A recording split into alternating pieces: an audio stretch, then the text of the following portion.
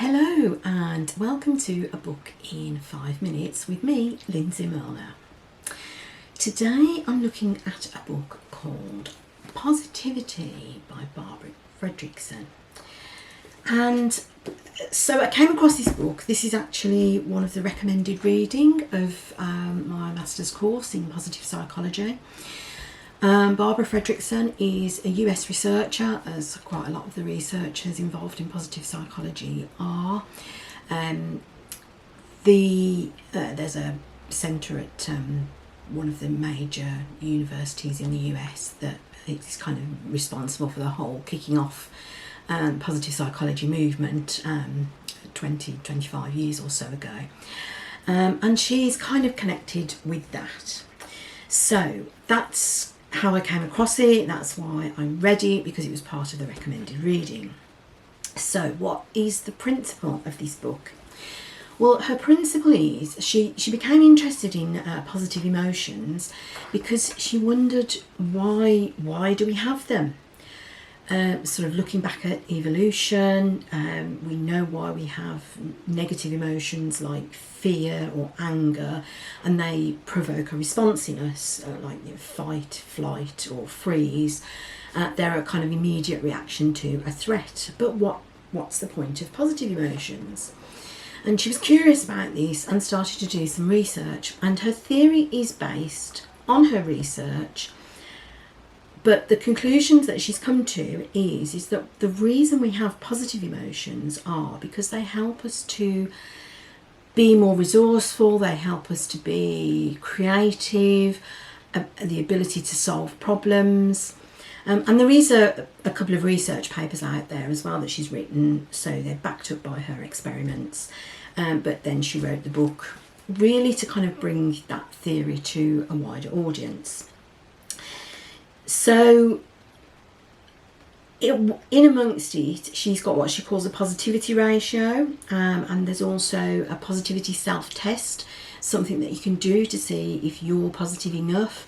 And she has this theory that we need 3 times the positive emotions or interactions or comments to negative in order to say that we are a positive person. And the other thing with this positive self-test is you can, do a quick survey. You can assess yourself to see, do you mostly have negative thoughts or do you mostly have positive thoughts? Now, a bit like the happiness pie in Sonia Lyubomirsky's Ham of Happiness, her stats have been discredited.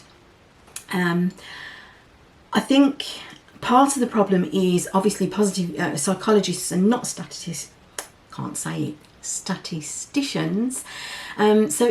And I also think it's quite difficult to reduce human behaviour to statistics. You can't, there are so many variables in there as to why we react to something in a positive way compared to a negative way, that I think that's the problem, is they've fallen into the trap of feeling that they need to justify this on a quantitative level, whereas in fact it seems quite logical to accept that what we need in our lives to be happy or positive is more of the good things to be happening compared to the number of bad things that are happening, or the negativity or the negative thoughts that we're having in our lives.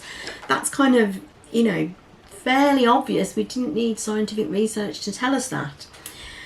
So that's kind of my negative about this book. But the positives, there are strategies in there.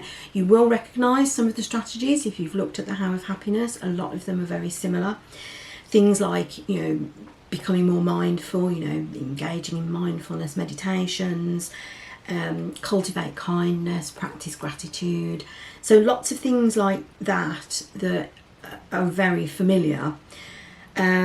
Use your strengths. So, we've had Alex Linley with his using strengths at work and using strengths in your life to improve your life.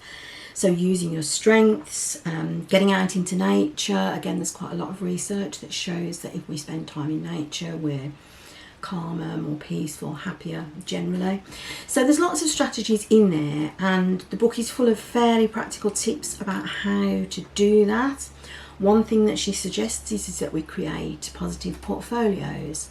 So I think that's kind of useful if you do need to make a conscious effort to bring more positivity into your life. And what she says again is not just that this makes us happier, but it makes us more creative, it makes us more resourceful if we're faced with problems. So should you read this book? I would say if you were going to choose between The How of Happiness and Positivity, I'd go with this one. The How of Happiness, as I said before, I felt quite depressed reading the first part of it, even though the strategies are quite good. This one I think is more readable, more uplifting to read. You know, the positivity that she talks about kind of comes through in the way that she's written about it. So I would definitely prefer this book over The How of Happiness. So there we are, that's this week's book in 5 minutes. It's Positivity by Barbara Fredrickson. Oh, I didn't read the subtitle out. It says groundbreaking research to release your inner optimist and thrive. So if that sounds like something you want to do, yeah, it's worth a read. It's definitely worth the investment of time. If you want to find some practical strategies, things that you can implement in your life to make your life feel more positive. I will see you next time. That's it for now. Bye.